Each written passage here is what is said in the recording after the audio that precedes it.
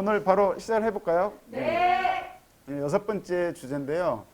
저도 사실은 이 주제로는 강의를 이런 식으로 해본 적은 없고 그냥 공부는 여러 번 해봤는데 울산에 있는 선생님들이나 공부팀하고 이렇게 앞에 나서서 이렇게 이 부분 가지고 하는 거는 또 사실은 처음입니다. 그래서 약간은 좀 두서가 없을 수도 있으니까 참고해 주시고, 사실 이 부분을 좀 자료는 축적을 해놨는데 이거를 좀 짜임새 있게 다른 사람들이 알아듣게 만들지를 아직 못했어요, 사실은. 그래서 여러 가지 자료를 좀 찾아내서 막 축적을 하고 있습니다. 예. 그 중에 이제 대표적인 게 경찰 연혁사라고 하는 자료가 있습니다. 경찰 연혁사라고 하는 자료인데요. 이게 이제 알려진 게 한 15년 전쯤에 연구자들 사이에서만 살짝 알려진 자료였어요. 그러다가 이제 어떤 분의 글 속에서 각주로 처리되면서 이 자료는 어디서 나온 거지? 막 이제 사람들이 찾기 시작했고, 찾아보니까 이제 중부경찰서 지하수장고, 서류 지하수장고에 그냥 쌓여있던 자료 중에 하나였어요. 그 중부경찰서가 원래는 울산경찰서였고요, 있잖아요. 그래서 이사를 가면서 갖고 있던 서류를 다 가지고 갔던 모양이더라고요. 근데 이제 거기에 그런 자료가 있는지 몰랐는데 그 자료를 경상일보의 한 기자분이 언뜻 제가 전에 듣기로는 경찰서에 친구가 있었대요. 특히 이제 그 행정경찰이었던 모양이죠, 친구분이. 그래서 야, 내가 밑에 행정 맡아가지고 가서 보니까 옛날 거 진짜 잔뜩 쌓였더라, 이런 얘기를 했던 모양이에요. 그랬더니 기자는 또 호기심 발동되잖아요. 그래서 뭐 하나만 보여줘. 그래서 봤는데 그 자료가 경찰 연혁사라는 자료였던 것 같아요. 그래서 그 자료가 1951년부터 이제 63년인가 5년까지 내부 자료인데 아주 자세하진 않아요. 그런데 이제 경찰들이 그 서장 중심으로 썼더라고요.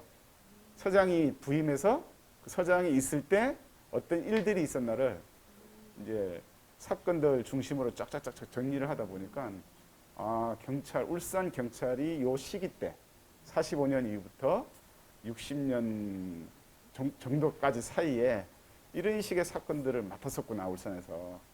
그래서 그거를 이제 역으로 이제 이렇게 들여다 보니까 이제 소위 좌익과 우익 간의 어떤 대결 상황도 자세하진 않지만 기록이 되어 있더라고요.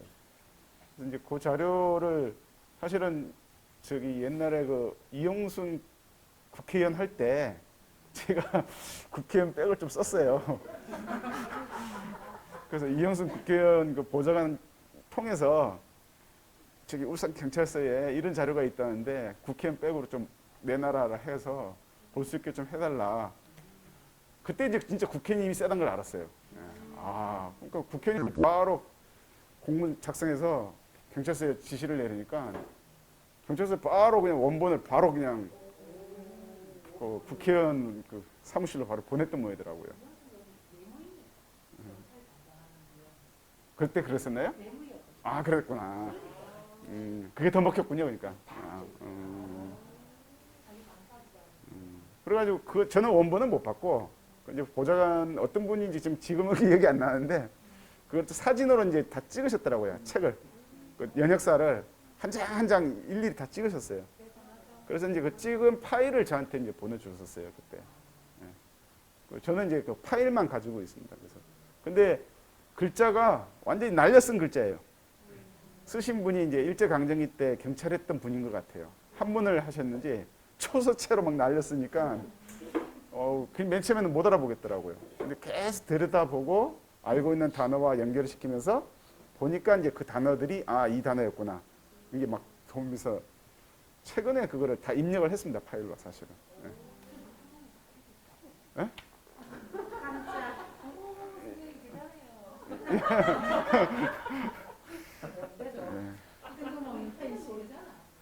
그리고 이제 그 자료 말고요, 요즘 또 많이 쓰는 자료가 신문 자료가 다 공개가 됐습니다, 지금. 그래서 일제강점기뿐만 아니라 대한제국 시기 때부터 신문부터 일제강점기 그리고 지금 그 이후 해방부터 웬만하면은 좀 1965년, 70년까지 신문 자료를 여러분이 볼 수가 있습니다, 실제로. 그 사이트로 이제 들어가 한국 역사정보 시스템이라는 사이트가 있어요. 한국 역사정보 시스템이라는 사이트가 있습니다. 연구자들은 이 사이트를 씁니다. 한 10년 전만 해도 굉장히 많이 써먹었는데 요즘은 굉장히 쓰기가 어려워졌어요. 자료가 너무 많아서 검색을 하면 한 주제에 대해서 자료가 수만 건이 나와버려요. 그러니까 오히려 자료의 숲에서 허우적거리고 있어요. 이게 오히려 이제 뭐 추측이 너무 많이 되니까 자료를 못 골라내는 거예요, 사실은요. 그런 문제점이 있음에도 불구하고 한국 역사정보 시스템 안에 들어가시면 근현대 신문 모음이라는 사이트가 따로 있어요. 거기로 들어가시면 지금 웬만한 근현대 신문들은 다 보실 수가 있습니다. 여러분도 데이터베이스가 돼 있어요. 그렇죠, 다 돼 있죠. 그냥 사진을 찍힌 게 아니고 그렇죠, 그 스캔을 싹 다 받은 거예요. 스캔을 받은. 예, 예. 스캔을 아예 떠가지고 모든 신문들이 다 실제로 볼 수 있어요. 예. 예. 최근에 국민의힘 대표 가운데 최재형이라는 사람이 있었잖아요. 그래서 맨 처음에 독립운동가 할아버지를 모시고 6.25 전쟁 영웅 아버지를 모신. 그래서 제가 그래서 바로 찾아봤어요. 왜냐면 그 바로 신문 사이트가 있으니까 그 할아버지 이름은 자기가 자랑스럽게 이제 공개했으니까 인터넷에 이름이 나오더라고요. 그래서 그 이름을 가지고 바로 쳐넣었더니 바로 뜨더라고요. 그 사람이 할아버지라는 사람이 부르르 뜨는데 뚝 보니까 진짜 황당하더라고요. 이건 뭐지? 예, 예. 면협의원 이런 걸 한 거예요. 일제강점기 때, 30년대 때. 그거는 어떻게 보면 이제 노골적인 친일이라보다는 이제 부역 비슷한 거죠. 예. 그거를 한 번도 아니고 두세 번씩 하고, 그 다음에 이제 만주 쪽에서 나온 신문 자료에는 뭐, 그 국방성금 낸 거 이런 것도 나오고, 예, 다 나옵니다, 실제로. 그걸 지금 검색을 할 수가, 금방 보실 수가 있어요, 실제로요. 지금 너무 대단해요. 그래서 요즘 너무 놀라운 게 단어 하나도 다 찾아내요. 예, 사람 이름 하나만 딱 치면 신문에 그게 다 걸려서 나와요. 무서운 세상이 됐죠. 한 10년 전만 해도 그게 안 됐었거든요. 예, 그래서 이제 속일 수 없는 시대가 왔어요. 그런 부분에 있어서. 하여튼 그런 자료들 많이 이제 나와 있으니까 공부 많이 하고 싶으면 충분히 개인적으로 조금씩 익혀 나가면 된다. 라고 보시면 되고요. 제가 이번에 만든 이 PPT 자료는 제가 작성을 못하고 기존에 나와 있는 자료 중에 것들을 모아서 일단 알기 쉽게 정리를 해둔 걸 불과합니다. 그걸 이해해 주시고요. 네. 일단 해방 이후부터 제가 이제 그 시기를 6.25 전쟁 때까지를 4시기로 이렇게 나눴습니다. 제가 자의적으로 나눈 건 아니고 연구자들이 45년 8월 15일부터 6.25 전쟁이 날 때까지를 4시기 정도로 나눕니다. 그래서 그 중에 1기, 2기, 3기는 이제 미군정 시기죠. 45년 8월 15일부터 48년 8월 10일까지 딱 3년입니다. 딱 3년 동안 3시기. 거의 1년 단위식으로 끊깁니다. 왜냐면 그때 엄연히 한반도의 남쪽의 권력의 주체는 미군이거든요. 인정을 안 하면 안 되는 거죠, 사실은. 그래서 미군정 시기를 3시기로 나누고요. 그리고 이제 48년 8월 15일부터 6.25 전쟁 날 때까지는 이승만 정권 이제 1기 정도로 이렇게 보시면 한 4기 정도로 이렇게 5년 정도를 구분을 해볼 수가 있겠습니다. 뭐 많이 다른 프로그램에서 들어보셨겠지만 사실 미국은 이 2차 세계대전 말기에 우리나라에 대한 관심이 사실은 없었어요. 실제로 없었고 아는 사람도 드물었고 물론 이제 우리나라에 있다가 떠났던 선교사들이나 이런 후손들은 좀 있어도 전혀 모르고 있었죠. 그래서 이 이야기는 이제 서울대에 있는 정용욱 교수가 이제 아주 유명하시죠, 요즘. 특히 이제 미국 자료를 영어를 워낙 잘하셔가지고 미국 자료를 미국 가서 직접 찾아내니까요. 우리나라에도 저기 대전에 가면 국가기록원이라고 하는 기관이 있는데 국가기록원 그 본소는 대전이지만 실제 자료는 거기 없고요. 부산에 있어요. 그 부산에 연제동에 그 성지국 소원지 있죠. 예? 예, 선교 쏜지. 그 무슨 야구장 하나 있던데? 사직 운동장. 예, 그 근처 약간 뒤에 보면 산이 있어요. 거기에 국가기록원 분소가 있어요. 국가기록원 부산 분소. 실제 우리나라 중요 자료는 원본은 걸로 들어가 있어요. 전쟁 나면 가장 전쟁에서 먼 곳이기 때문에 그래요. 그러니까 국가기록원의 본점이라 그래야 되나? 그거는 대전에 있지만 실제 기록은 부산에 다 보관이 되어 있어요. 거기도 언제든지 자료를 보실 수가 있습니다, 실제로. 출입이 뭐 주민등록적으로 확인만 되면 바로 다 들어갑니다, 마음대로. 예. 그래서 하여튼 그런 것이 미국에도 있더라고요. 미국에서는 그거를 이제 미국 국립문서보관소인가 하는 건 약자로 나라라고 부르거든요. 나라, NARA 줄인 게 나라가 되더라고요. 거기를 가서 우리나라 연구자들이 이제 미친 척하고 사는 사람들이 있어요. 박머머란 분은 거의 한 20, 30년을 거기서 그냥 평생을 파묻혀가지고 공부하러 갔다가 돌아오지도 않고 거기서 그냥 살다가 모든 자료를 그분이 이제 축적을 해가지고 우리나라한테 돌려주고 그래서 이제 그 영향받아서 정용웅이라는 서울대 교수가 또 가서 또 찾아내고 또 박태 뭔가 하는 또 요즘 서울대 교수 중에 그분도 그 영향을 받아서 또 가서 또 받아오고 그래서 거기서 많은 자료가 나와서 참 좋은데 미국은 역시 센 나라인가 봐요. 그런 자료가 축적이 너무 잘 돼 있어요. 그리고 일정한 기간이 되면 다 공개를 해요. 비밀이. 근데 우리나라는 보고 싶어도 없다 그러더라고요. 없어요.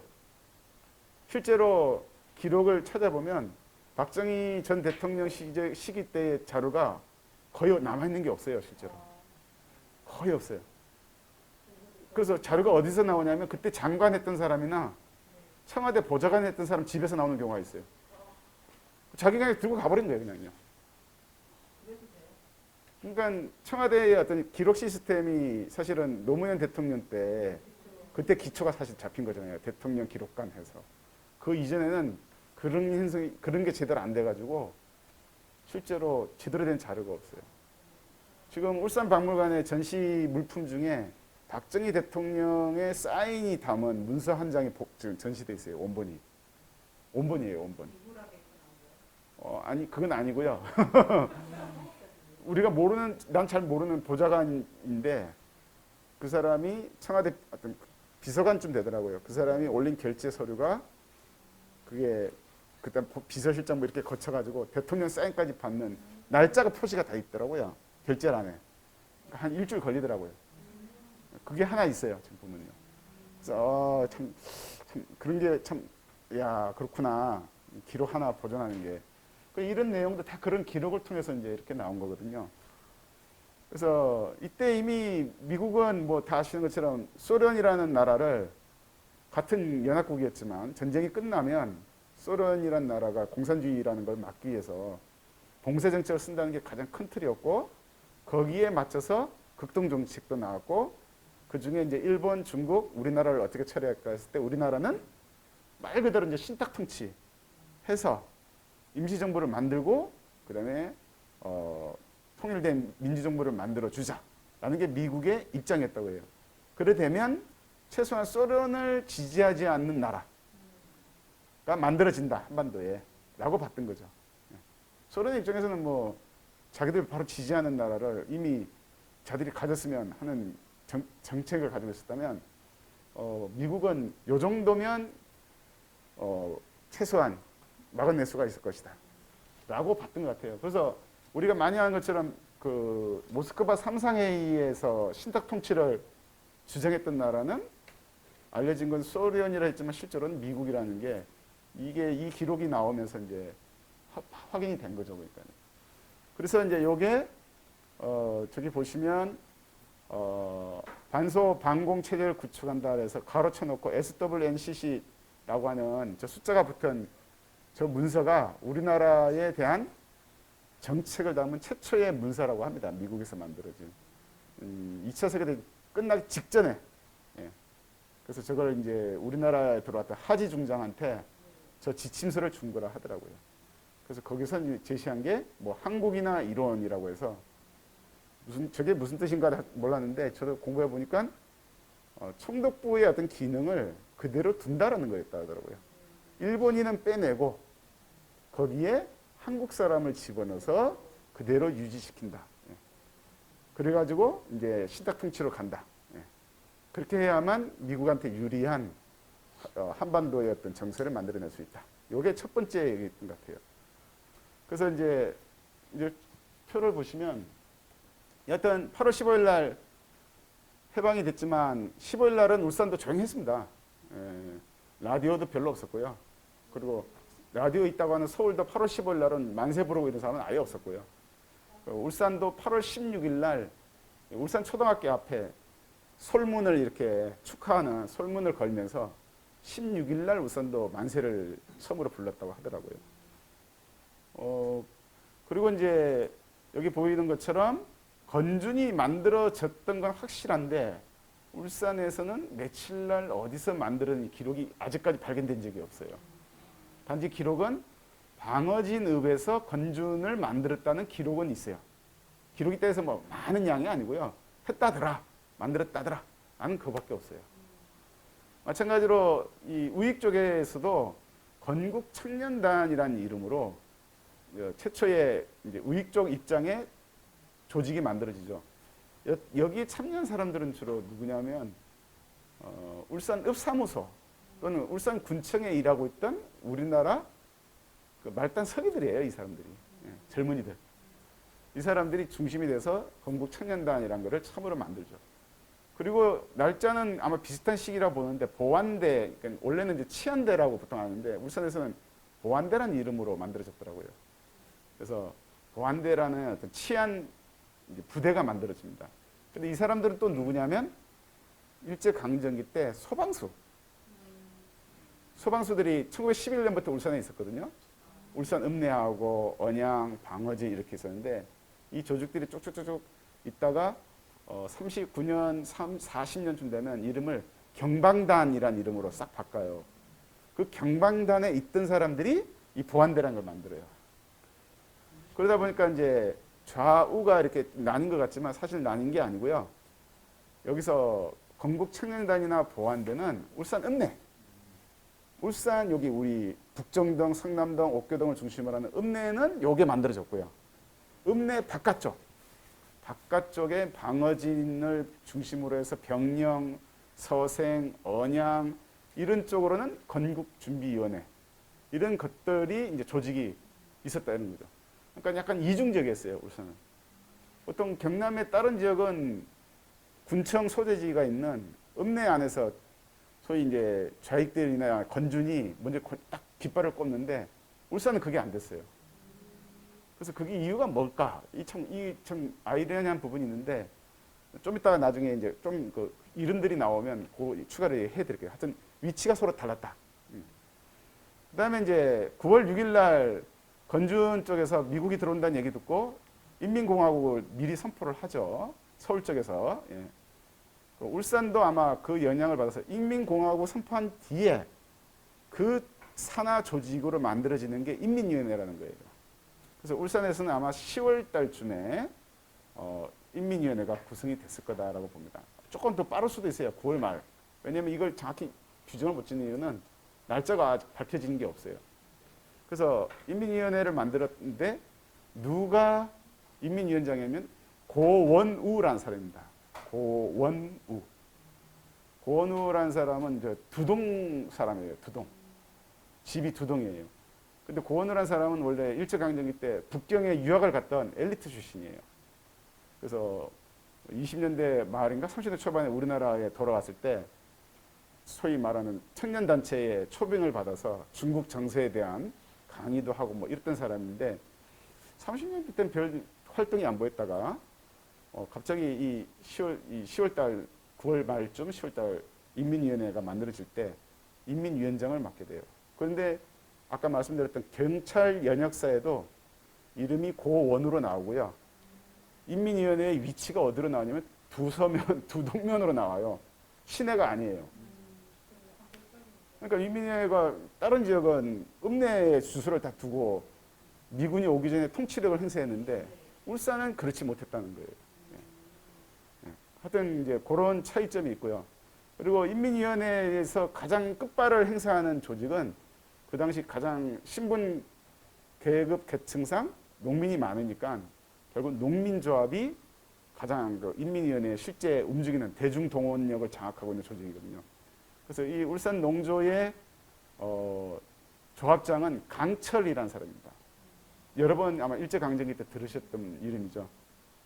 본명은 강대곤이라는 사람인데 원양 출신이었고 일본에 유학 가서 독립운동을 하다가 그 유명한 그 김천애라는 사람 서진문하고 같이 활동했던 사람이고 그러다가 이 강철이 1923년도에 그 관동 대진 이후에 울산으로 돌아오거든요. 그때 이분이 자기 고향 언양으로 안 가고 병령으로 갔어요. 그래서 20년대 병령 청년회를 이끌었던 사람이 바로 이 강철이에요. 근데 이 사람이 해방 직후에 울산 농민조합 조합장이 된 거죠. 그래서 어찌 보면 이제 실제 농민들을 뒤에서 이끌고 있던 핵심 인물은 강철이다 이렇게 이제 보시면 됩니다. 자, 그리고 이제 실제 이제 미군정 같은 경우는 미군은 경남에 처음 미군이 들어온 게 9월 16일이었습니다. 16일이었고요. 들어온 미군은 44단이었습니다. 44단. 그래서 해리스라는 이름의 준장이 경남 도지사가 됩니다. 초기에. 그래서 미군이 이제 처음에 들어오면 선발대가 들어오고요. 그 다음에 전술부대가 들어오고, 그 다음에 민정부대라는 순차적으로 이렇게 군대가 들어와요. 선발대는 이제 말 그대로 선발 와가지고 훑어보는 거예요. 이 지역은 어떻지? 한 소대 정도가 들어와서 살펴보고 빠져나가면 그 다음에 전술부대라 해서 이제 실제로 이제 한 중대 정도의 병력이 군 단위로 들어가는 거죠. 이렇게 들어와서 이제 장악을 딱 해서 일본군 있으면 일본군 무장해제, 아니면 일본 경찰 있으면 일본 경찰의 무장해제 같은 걸 딱 받고, 그게 끝나고 나면 이제 민정부대라고 해서 군정을 실시할 군정부대죠. 군정부대가 그 다음에 딱 들어오는 거죠. 그래서 울산에 들어온 군정부대는 62 군정중대라는 이름의 44단 안에, 그러니까 본부는 부산이었겠죠. 이제 그래서 거기서 경남의 각 군 단위로 중대를 파견하는 거죠. 이제 군정 중대를 전부 다 파견해서 중대 단위가 뭐 한 20명? 평균 잡아서 100명에서 120명이잖아요. 그 미군들이 한 군에 한 100에서 120명이 와서 그 미군들이 울산군 전체를, 밀양군 전체를 통치를 하는 거죠. 그런 식으로 이제 처음에 미군들이 쫙 이제 퍼져서 경남 지역을 관할을 했어요. 울산에 들어온 군정부대가 이름은 제62 군정중대라 이래 되어 있습니다. 자세한 내용은 아직까지 뭐 어디서도 지금 나온 건 없더라고요. 보니까. 그리고 이제 요거는 위에는 청년단이고 요거는 치안대 역할을 했는데, 미군이 들어오니까 이 사람들이 일본 군대나 경찰한테 받았던 무기나 이런 것들을 다 이 미군들한테 주고 이 사람들한테 해산을 해요. 왜냐면 미군이 직접 통치를 해야 되니까.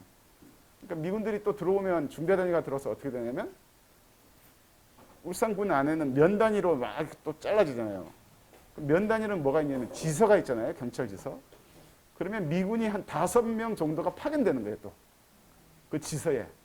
그래서 미군 헌병, MP라는 이름으로 미군 헌병들이 지역마다 들어가는 거죠. 그러면 거기 있는 경찰들하고 같이 있는 거예요. 그러니까 그런 식의 구조로 미 군정이 지역까지 이제 파견이 돼서 관할을 하는 거죠. 그럴 때 이제 미군들하고 이제 협력을 하기 위해서 우익 쪽에서 만든 단체가 비슷하죠. 협력회라고 하는 이름의 단체가 들어옵니다. 그래서 울산 건국 협력회라는 이 조직을 참여했던 핵심 간부들이 누군지를 한번 보시면 건국협력회 위원장이라는 이름을 가진 사람이 손정수라는 사람입니다. 1890년생 이렇게 되어 있죠. 바로 그 울산 읍내에 울산 청년회를 이끌었던 사람이에요. 초기에 그 박병호라는 인물이 있다고 그랬잖아요. 박병호, 손정수. 이 두 사람이 이끌었는데, 박병호는 1938년도에 죽었어요. 해방이 되기 전에. 성세배 선생도 38년이니까 죽었잖아요. 근데 박병호도 그때 같이 거의 같은 시기에 죽었어요. 그러니까 방어진에서는 성세배 선생 돌아가시니까 그 다음으로 누가 떴냐면 박학규, 그 보성학교 선생님이었던 그분이 길을 잇듯이 울산 읍내에서는 박병호 선생이 죽으니까 이 손종수라는 분이 실제로 이제 리더가 된 거예요. 그래서 이 사람이 이제 건국협력회라는 우익 쪽으로 갔어요. 그래서 자세히 보시면 여기 보면 울산 읍내 쪽에서 일제 강점기 때 청년운동이나 민족운동 했던 사람들 대부분이 우익 쪽으로 갔어요. 네. 그러니까 우리가 공부했던 거에 따지면 울산 청년이나 이쪽 사람들은 굳이 따진다면 20년대에 주로 서울파 계통이었던 거죠. 그러니까 서울파 쪽에서 활동했던 인물들이 해방 이후에 울산에서는 읍내에서 우익적으로 다 빠져버린 거예요, 지금. 반면에 이제 그 방어진, 병영, 언양은 북풍파가 많았잖아요. 그 북풍파 쪽 계열들은 대부분이 좌익으로 다 빠져버린 거예요. 그러니까 이게 이제 파 이전에 활동 공간이 좀 서로 위치가 좀 달랐었고 이미 20년대, 30대 초반까지도 보면은 약간 갈등 관계가 조금씩 있잖아요. 신간에 만들 때 보면은 서울파가 참여를 잘 안 하잖아요. 싹 빠져나가 버리고 북풍파 중심으로 막 신간에 하고 이런 거. 그런 것들이 좀 쌓인 게 아닌가? 예, 그런 것들도 좀 보이고요. 이거는 참 역사가 희한하게 흘러버린 거예요, 사실은. 이게. 그래서 여기 보시는 이제 손종수라는 사람, 서달식, 이규명. 이규명은 이거 치과에 했다고 하는 신간의 활동까지 했다는 그 치과 의사 그 사람이에요. 이런 사람들이 전부 다 이 우익 쪽으로 가서 활동을 이렇게 하게 됩니다. 이 중에 이제 이 손종수라는 인물은 미리 말씀을 드리면 이 사람은 이제 나중 46년 되면 어디로 빠지냐면 우익이지만 김구 선생을 지지를 하게 돼요. 소위 말하는 임정계예요. 임정계. 임시정부를 지지하는 손종수가. 그래서 어디까지 가냐면 서울까지 올라가서 한독당 조직부장을 맡아요. 이분이. 더 놀라운 건 1947년도 12월 달에 그 당시 보수 우익의 대표가 한민당이라는 게 있잖아요. 한민당. 지주 출신들로 만들어진 한민당. 그 한민당 리더 중에 장덕수라는 사람이 있었어요. 근데 그 사람이 47년도 12월 달에 암살당하거든요. 근데 그 장덕수라는 사람을 누가 죽이냐면 한독당 당원들이 암살을 했어요. 장덕수를. 그래서 그때 한민당이 장덕수가 죽은 이후에 임시정부 계열과 김구 선생 쪽 계열을 완전히 적으로 생각하고 그때 완전 손을 털어버리거든요.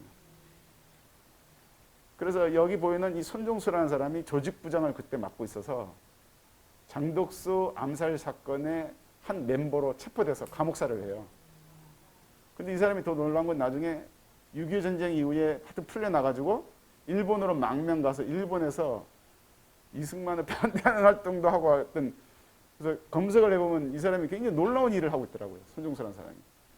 그래서 이 부분을 아직도 제가 다 끝부분까지 못 찾았어요. 그래서 굉장히 흥미로운 인물이에요. 이 사람이. 일본에서 이승만 반대 운동을 했다고요? 예, 일본에 했어요. 일본으로 50년대 도망가가지고 풀려난 뒤에 일본으로 도망가서 이승만을 반대하는 운동을 하고 이런 활동을 했던 사람이더라고요. 그 뒷부분에 대한 여기 경력에 보면 안 나온 이유가 이걸 연구하신 분이 그 뒷부분을 모르고 있더라고요. 이분이 어떻게 처리가 됐는지. 이분이 아마 돌아가신 게 2000년대 초반인가? 아니다. 2000년 초반인가? 얼마 안 됐어요. 하여튼 제 기억에. 그래서 2000년대는 알겠다. 나이가 100살이 넘는데? 잘못 알고 있나? 하여튼 그런 활동을 보였던 분이죠. 그렇죠. 예. 왜냐면 나중에 김구 선생이 죽고 이러니까 이쪽 계열은 이승만하고는 완전히 일이 되거든요. 예. 반면에 이제 이 밑에 부위원장을 했던 사람은 바로 보안대를 이끌고 있던 사람이면서 이제 협력회 이제 부위원장했던 사람인데 서달씨 아마 달성서씨겠죠 울산에. 예, 울산에서 서씨들 중에 한 사람인 것 같은데 이 사람은 대표적으로 좌익한테 피살당한 우익의 인물로 유명한 사람이에요. 서달식 하면 좌익 쪽에서 우익을 꼭 죽여야 할 인물 있을 때 첫 손으로 꼽았던 사람이 바로 서달식인데 실제로 48년도에 암살돼서 죽어요. 울산에서. 그다음에 이규명 씨는 아마 그 뒤로도 계속 활동을 했고요. 이 사람은 기본적으로 치과 의사 보니까 말 그대로 이제 읍내에서는 유지급이었죠. 그 당시 완전히. 그리고 나머지 분들은 이제 우리가 지금 잘 알지는 못하는 분들인데 하여튼 나중에 하여튼 연구해 볼 만한 대상이 되겠죠. 그 다음에 보안대에 활동했던 인물들 여기 또 추가로 몇 사람이 더 있습니다. 근데 낯익은 이름들이 잘 없어요. 지금 보면. 예. 여기 보면 차덕줄이라는 사람은 20년대 때 울산 청년회 활동도 하고 천덕여 청년회도 했던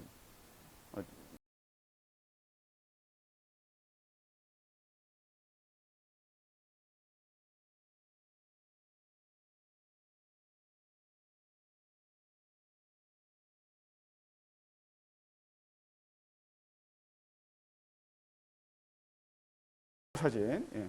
처음으로 이제 공개를 해드리는 건데 이 사진이 이제 어떤 분이 저한테 이걸 복사를 해서 주더라고요. 자기는 이 사진이 어느 시대 때 건지를 모르겠다. 그래서 어떤 내용인지 좀 알려달라 이렇게 얘기를 하더라고요. 그래서 일단 플랜카드가 이렇게 있는데 머성 동맹 울산군 지부 이렇게 돼 있어요. 예. 여성 같죠? 여성 동맹 같죠?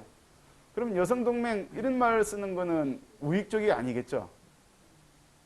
그렇죠? 좌익 쪽에서 내세우는 구호겠죠. 그러면서 즉시 실시하라. 그리고 위에 플랜카드에 토지와 관련된 구호가 붙어 있어요. 그러니까 토지 분배하라 이런 걸 내세운 것 같죠? 예.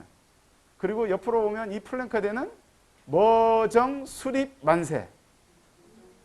머정이면 뭘까요? 임시정부겠죠? 모스크바 삼성에서 결정했던 임시정부 수립을 찬성한다는 의미에서.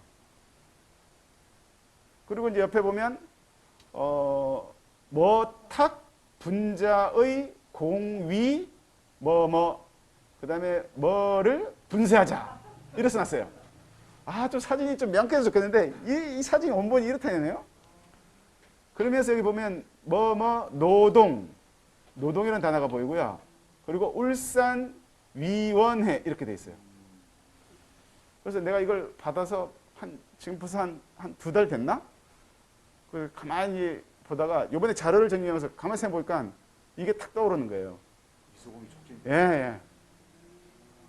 이것과 관련된 그 당시 사진이 아닐까? 울산 농구에서 열렸는데 이때 한 3만 명 정도가 몰렸대요.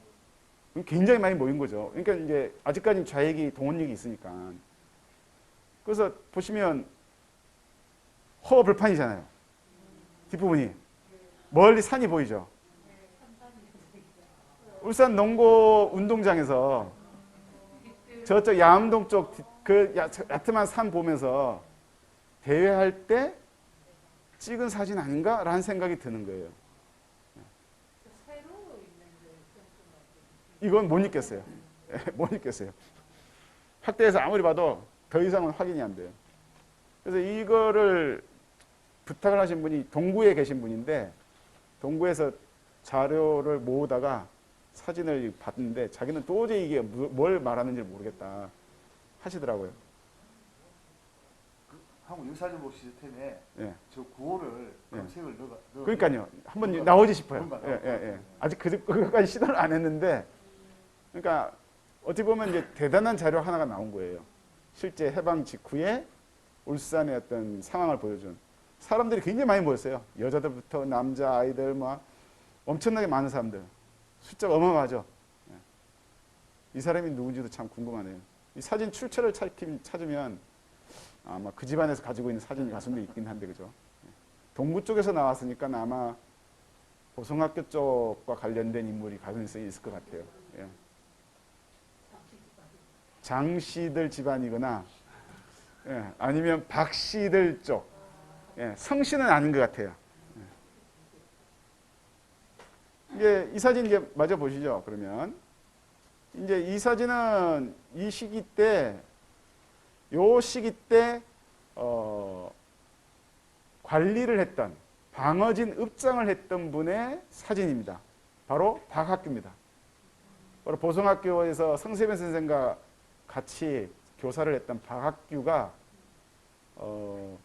해방 직후에 1945년 12월 말에 미군들이 이제 소위 말하는 이제 선거를 통해서 읍장을 뽑으려고 했어요. 그랬는데 놀랍게도 미군 쪽에서 의도하지 않았던 소위 좌익이라고 생각되는 쪽 인물이 추천이 돼서 이 사람이 투표를 걸려버린 거예요. 그게 알고 보니까 박학규인데 이분이 47년 5월 달까지 46년 1월 초부터 1년 한 5개월 정도를 방어진 읍장을 했다는 얘기는 전해지고 있었는데 그거를 증명해주는 사진이 나온 거예요. 그래서 밑에 보시면 여기를 써놨어요. 박학규 씨 고별 기념 이렇게 돼 있어요. 그리고 서기 1947년 5월. 그래서 이거를 박씨 집안에 가서 보여주니까 이 사람이 박학규랍니다. 그러니까 박학규란 이 사람의 얼굴이 처음 나온 겁니다, 사실은. 이게 면사무소입니다. 방어진 읍사무소입니다. 이게. 예, 요걸 발견해서 가져간 거예요. 예. 그러니까 이게 왜 여태까지 안 나왔었냐면 이 박학규 집안에서 이분이 나중에 보도해명으로 돌아가셨거든요. 읍장까지 했는데 보도해명으로 돌아가신 거예요. 그러니까 이제 좌익으로 몰려고 그다음에 이제 박두복과 같은 집안이잖아요. 박두복도 그분이 간첩으로 한번 또 내려오셨잖아요. 그래서 동생이 또 자살해 죽고 그 끔찍한 사건이 있었거든요. 완전히 빨갱이 집안을 몰려가지고 겁을 먹고 아무것도 공개를 안 하고 만나지도 않고 있었던 거예요. 그러다가 이 사진이 이제 튀어나온 거죠, 지금. 숨기고 안 보여주렸던 사진 중에 하나죠. 옆에 있는 분들 중에 이 사람인가 이 사람이 아마 윤덕호라고 하는 그 보성학교 잠시 맡았던 한 분이 있었죠. 방어진 주조 뭐 했던 그분인가 아마 그렇게 설명을 하더라고요. 이분이. 좀 약간 자세가 거만하죠. 방학교는 좀 오붓하게 쩍벌남 아니듯이 딱 모으고 있는데 굉장히 좀 쩍 벌리고 앉아가지고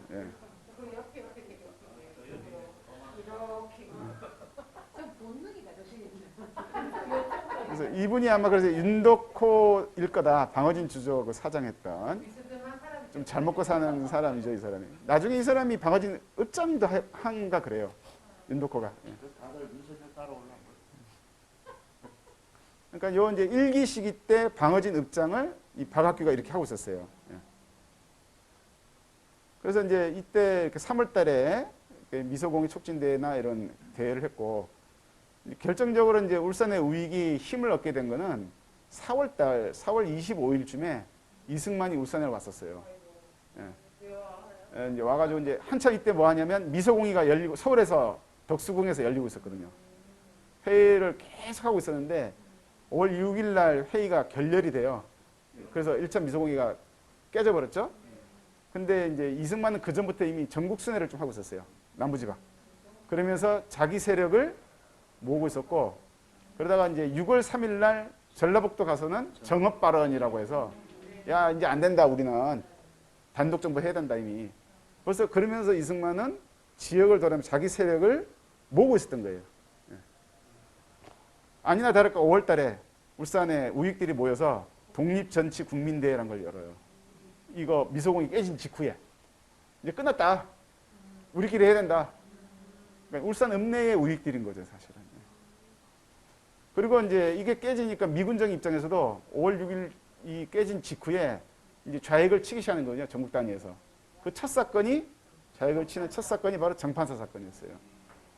그 대상자가 이제 바로 우리 울산하고 관계있다고 하는 바로 이관술 선생이 여기에 이제 첫 번째 케이스로 걸려든 거죠, 사실상. 요까지가 이제 미군정 1기입니다. 그러니까 여태까지는 미군정이나 미국의 입장은 하여튼 신탁 통치를 해서 어쩌든 등 미국에 유리한 어떤 정부를 만들자. 그래서 소련을 막을 어떤 위치만 되면 된다. 이런 거였는데 이게 미군정 이 미국과 이 미군정의 어떤 그 입장이 깨져버린 거죠. 미소공의가 깨져버렸기 때문에 신탁 통치를 못하게 되니까 새로운 방식으로 미군정은 통치 방식을 내놔야만 했던 거죠. 그리고 이제 미군정 1기 시기 때 있었던 사건들입니다. 이미 이렇게 많은 충돌들이 좌우익 사이에 일어나고 있어요. 그러니까 미소공의가 열리기 전이죠. 2월 6일 날 언양면 인민위원회를 우익 청년 30명이 습격을 해요. 그래서 인민위원회 간부 2명을 구타하고 트럭으로 납치해서 도망을 가버려요. 예. 그러니까 이제 반대로 좌익 쪽에서도 가만히 있겠습니까? 맛을 보여준다. 우리 얻어 찾았으니까 해방 돌격대 이런 걸 만들어서 활동을 하니까 경찰이 와서 이거를 깨트려 버리는 거죠. 예. 이제 3월달 되면 독촉에 속하는 방어진업 지부원들이 그 지부가 이제 만들어진 거예요. 방어진에도. 방어진은 거의 울산의 최전선이에요. 좌익과 우익의 최전선지요. 그래서 이제 이 방어진업 지부원들이 서생에 가서 지부를 만들려고 그랬어요. 독촉 지부를. 그랬더니 서생에 있는 좌익 청년 500명이 너 누구야 하면서 왜 우리 땅에 들어가면서 500명이 벌떡같이 달리던 거죠. 그 와중에 최초의 좌우익 대결에 최초의 희생자가 한 명이 나옵니다. 그 전까지 죽은 사람이 없었는데 서생면 서기를 하고 있던 우익 쪽이죠. 서기를 하고 있던 신익조라는 사람이 좌익에 의해서 최초로 죽어요. 이게 이제 울산의 좌익 대결에서 최초의 사망자입니다. 이 사람이. 그러니까 이제 갈수록 이게 격앙이 되는 거죠. 서로가. 한 대 때리면 2대 때리고 2대 때리면 더 때리고 이런 식이 되면서 사람이 죽는 데까지 오게 된 거죠. 그래서 이제 이런 여기 범서면에서 이제 경찰들이 45년까지만 해도 꼼짝을 못하고 있었거든요. 그런데 이제 미군정이 이제 미소공이 열릴 과정을 거치면서 경찰들을 원위시키거든요. 이게 뭐냐면 프로잽이란 단어와 프로잡이란 단어가 있어요. 그때 이제 미군정 초대 경무국장, 지금 경찰국장이 청장이 누구냐면 조병옥이에요. 이 조병옥이가 이제 초대 경무국장으로 딱 들어서면서 쓴 말이 프로잽 안 된다. 그러나 프로잡은 받을 수 있다. 이렇게 얘기를 했어요. 미군의 입장이에요, 사실. 뭐냐면 프로잽이란 말은 재팬이즈. 그러니까 친일파. 아주 대놓고 친일을 하는 애들은 안 돼. 그러나 잡은 일. 어쩔 수 없이 먹고 살기 위해서 경찰을 했던 애들은 그건 어쩔 수 없는 거 아니냐. 봐줘야지. 라는 논리를 내세우거든요. 그러면서 46년 들어오면 그 논리에 의해서 친일 경찰했던 사람들이 대거 막 들어오는 거예요.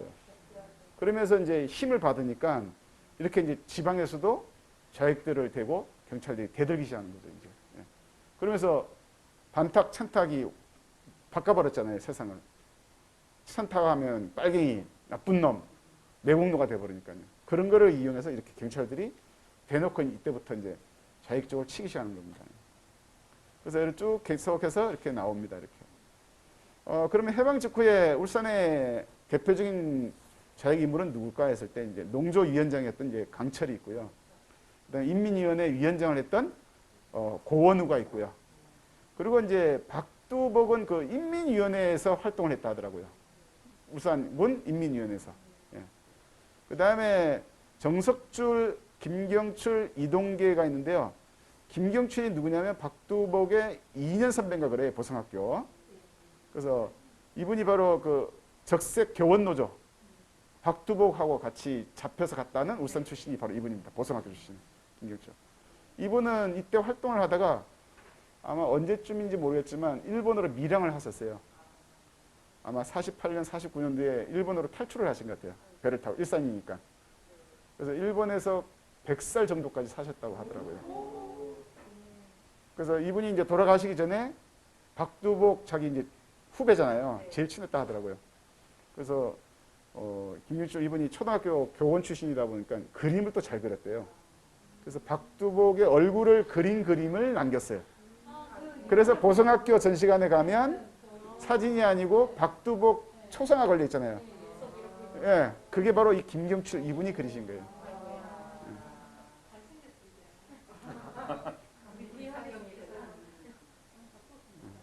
그래서 언뜻 얘기를 들어보니까 이 김경출 이분이 일본 가서도 조총련 쪽으로 있었던 것 같아요. 그래서 계속 못 들어왔고, 그래서 한 100살쯤인가 됐을 때 돌아가셨다. 그런 얘기를 하더라고요. 이동계는 뭐 저기 언양 쪽에 활동했던 20년대 말부터 30년대 대표적인 활동가죠. 이분의 아드님이 지금 살아 계시더라고요. 예. 울산에 계세요. 울산에 지금 계시고 아드님도 의식이 괜찮으세요. 예, 상당히 괜찮고 이동계는 사실 좌익 활동을 했는데 독립운동가 추수할 때 뒷부분을 뺐어요. 45년까지의 경력만 가지고 보훈처에 독립유공자 해줘 했는데 보훈처에서 해줬어요. 그래서 이동계는 지금 독립유공자가 됐어요. 그러니까 이게 이제 만약에 뒷부분 해방 이후의 경력을 누군가가 꼬리르면 안 되는 거예요, 사실은. 근데 사실 내가 보기에는 찾으면 다 요즘은 나오는데 아직까지 보훈처에서 심사위원들이 너무 이제 많이 들어오니까 그거를 좀 다 못 본 건 아닐까? 이런 생각도 약간 들어요. 그 검색하시면 이동계 분 그 아드님 사진도 나와요. 예. 그다음에 이제 이미동 이분은 서생 쪽에서 활동한 분이죠. 예. 서생에서 활동한 분. 이분은 월북했던 말도 있고요. 결국은 이제 보도연맹으로 돌아가셨다는 얘기도 있어요. 근데 어느 쪽이 맞는지는 모르겠고 제 개인적으로는 아마 월북 쪽이 좀 가까울 것 같아요. 그다음에 김상원 이분은 아까 말씀드린 것처럼 보도연맹으로 돌아가셨더라고요, 결국. 왜냐하면 보도연맹 울산 간사장이에요, 이분이. 예. 그다음에 김영진은 이제 그 보도연맹의 그 총무 지금 총무 역할을 맡았던 분이고. 근데 이분은 잘 모르겠어요, 솔직히. 이분의 아내가 되시는 분이 김소선이라는 분인데 1927년 울산 여자 청년회 만들 때 김소선이라는 이름이 나와요. 근데 바로 그 여자분 김소선의 남편 되시는 분이 김영진 이분이에요. 근데 이분도 내가 알기로는 보도연맹으로 돌아가신 걸로 알고 있어요. 예.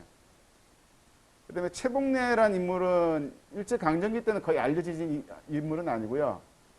말로는 경성제대를 나왔다는 말도 있고 아니다 연희 전문을 나왔다는 얘기가 있어서 이건 좀 확인을 해봐야 되는데 해방 직후에 똑똑하다라고 평가를 받았는지 인민위원회 쪽에서 굉장히 이름을 날렸던 분을 알려줬고 이분의 또 아드님이 아직도 살아 계시더라고요.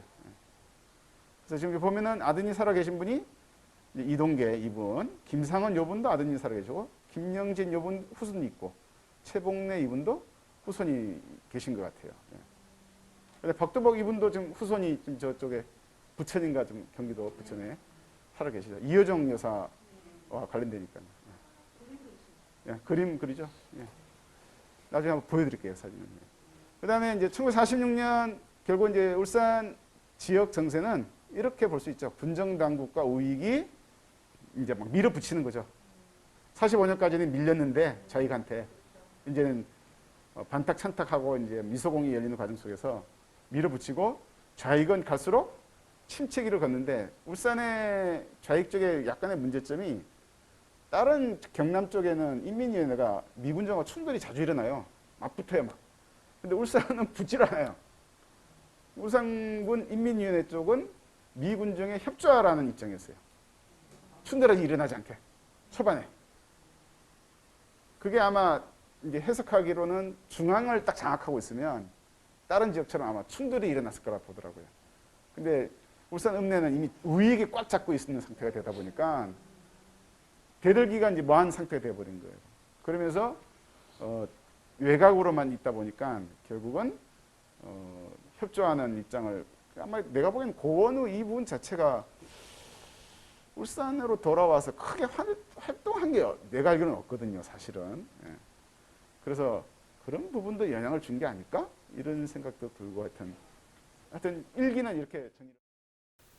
이제 2기로 가겠습니다. 2기는 이제 46년 6월부터 1년 약 한 2개월쯤 되죠. 47년 8월까지 시기를 2기로 보시면 되겠습니다. 왜냐하면 미군정의 정책을 바꾼 미 국무부의 한국정책이라는 보고서가 6월 달에 나와서 미군정에 전달이 됐다 하더라고요. 그래서 이제 미국 국무부는 미소공의가 깨진 뒤에 도대체 한반도를 어떻게 할 건가 했더니 남쪽은 남한을 강화시키고 중간파를 키운다는 것이 이 보고서가 내용이래요. 이 보고서에 따라서 미군정이 실시했는데 이 말을 다른 말로 풀면 우익을 강화시키고 좌익을 약화시켜라. 즉 중간파라는 건 뭡니까? 좌익이 이렇게 있으면 중도 좌파를 떼내라는 거죠. 중도재파를 떼내고 이쪽에 중도우파 붙이고 그래서 중간파를 키우면 결국 이쪽에 극우도 힘이 약해질 거고 극자도 힘이 약해질 거야 라는 것이었다는 거죠. 그런데 문제는 뭐냐? 미군정은 극우를 버리지 않았다는 거죠. 대신 극자, 소위 말하는 이제 조선공산당이겠죠. 남로당 이렇게 이어지는 그쪽은 이제 작살이 나는 거죠. 미군정 입장에서는 절대로 극우를 버릴 이유가 없는 거죠. 이런 식으로 이 정책이 새롭게 바뀌면서 1년 넘게 진행이 되고 이게 진행이 되면서 47년 3월 달에 결국은 이제 미국 대통령이었던 트루먼 독트린 유명하잖아요.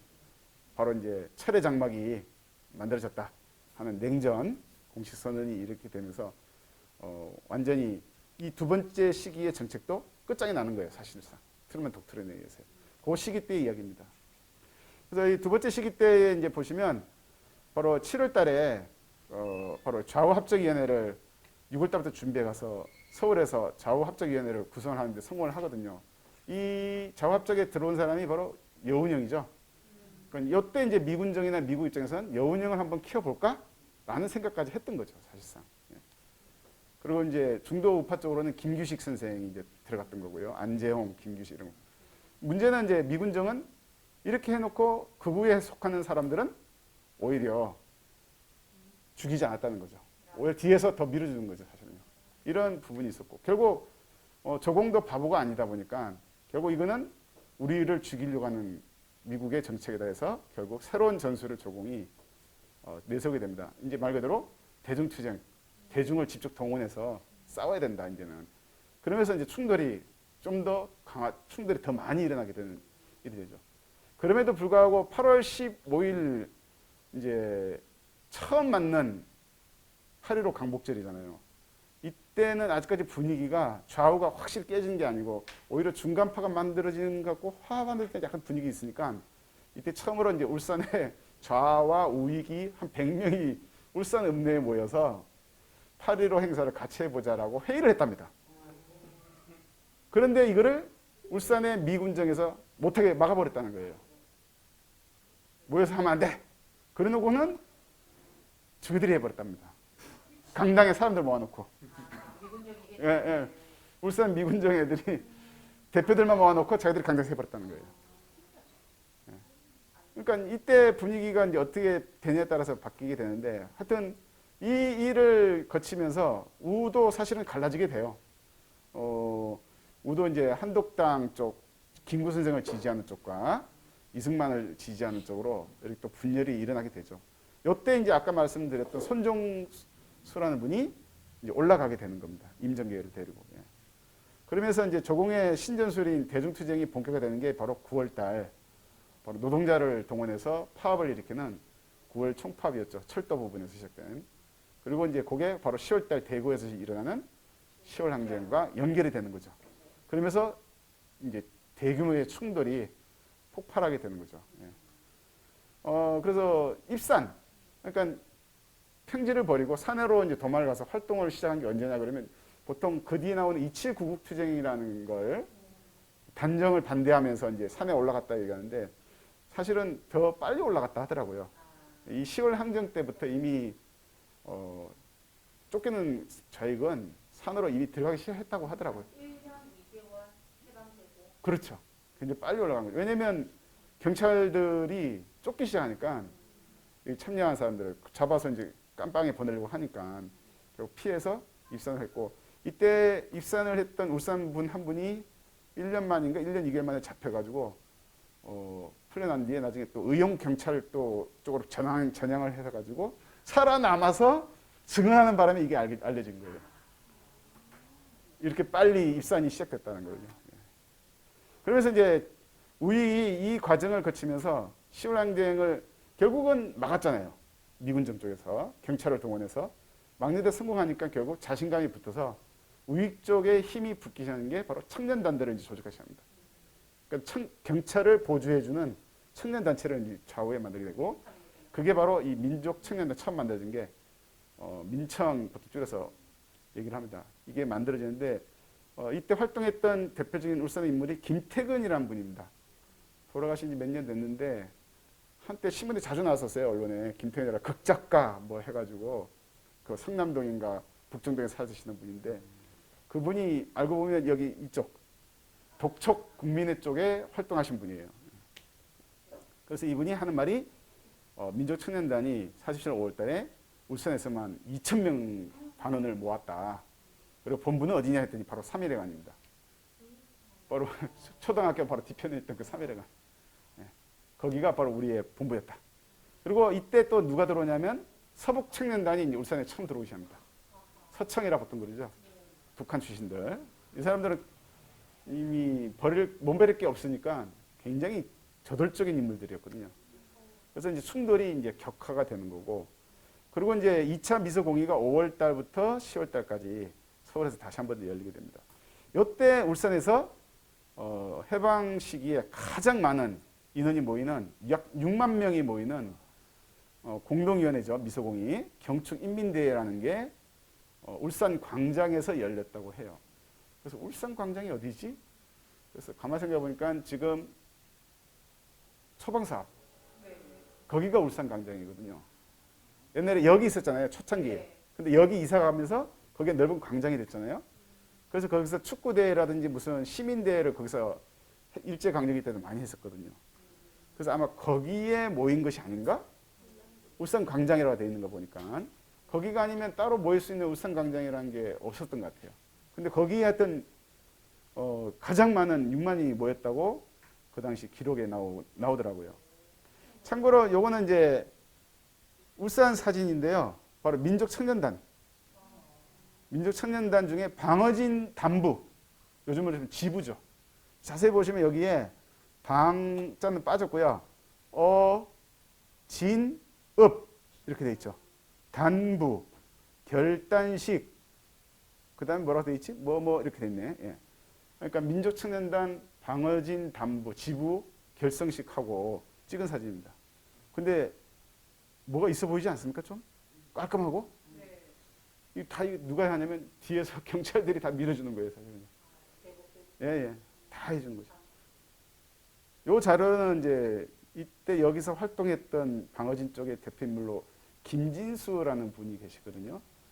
그분이 이제 증언을 굉장히 많이 해서 울산대에서 그 증언 채록집을 냈고요. 그 자료가 보관이 굉장히 많이 돼 있어요. 이제 소위 방어진 쪽 우익의 대표 인물이 끝까지 살아남아가지고 증언을 했는데, 물론 이제 약간 이제 과도하게 편향된 이런 얘기들도 있긴 하지만, 그래서 이런 사진도 살아남게 됐어요, 사실은. 자기는 자랑스러우니까요.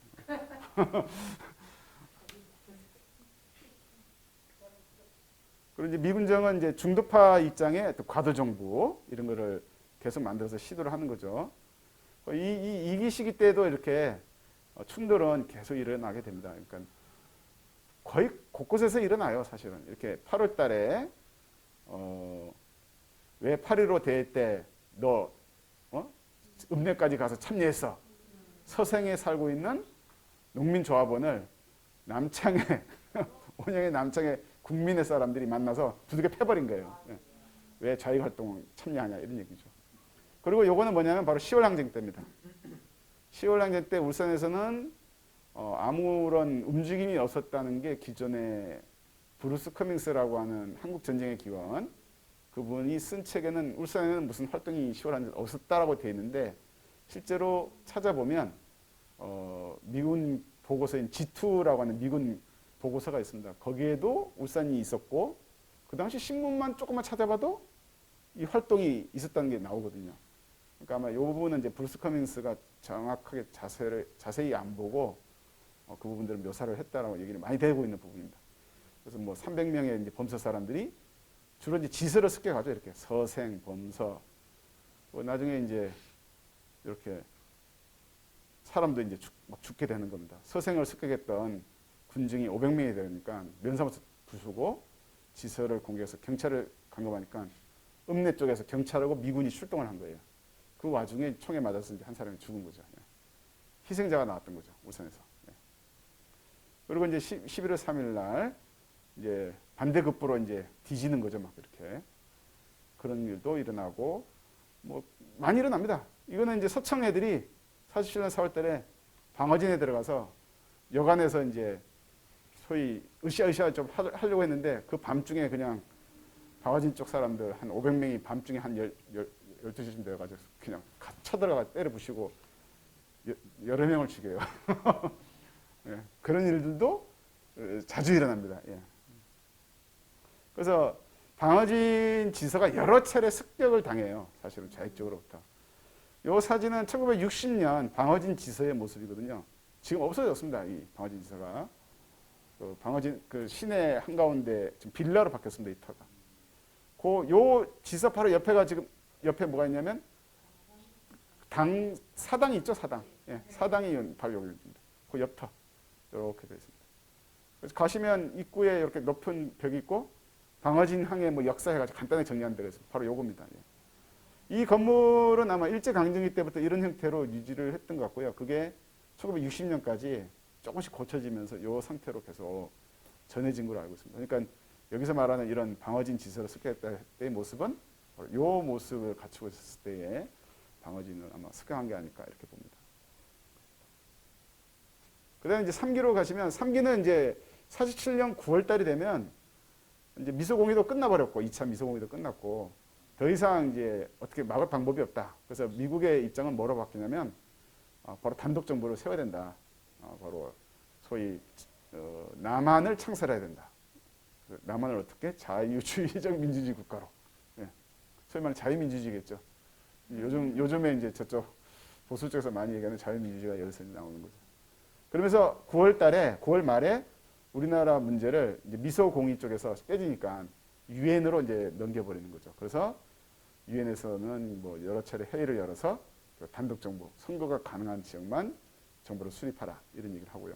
그 사이에 우익 쪽에서는 갈수록 힘이 세집니다. 그래서 여러 개의 청년 단체가 계속 만들어져요. 그 와중에 이제 김구 쪽에서는 이래서는 안 된다라 나오는 거잖아요. 만약 것처럼 김구 선생이 올라가야 된다 뭐 이런 얘기. 그래서 북한에 가서 김일성을 만나고 4월 달에 그런 일도 일어나게 되고요. 이런 와중에 이제 요 항공 문제가 2월 중순쯤에 가능한 지역만 선거를 하라고 나오거든요. 그거를 막기 위해서 좌측에서는 이제 2월 7일 날 전국 동시 봉기를 한 거죠. 그게 소위 27 구국투쟁이라는 거고 이때 뛰어든 사람들이 이제 산으로 올라간 걸 이때부터를 야산대 이렇게 부르게 되는 겁니다. 야산대. 그래서 본격적인 무장투쟁은 이때부터가 시작된 거예요. 27 구국투쟁.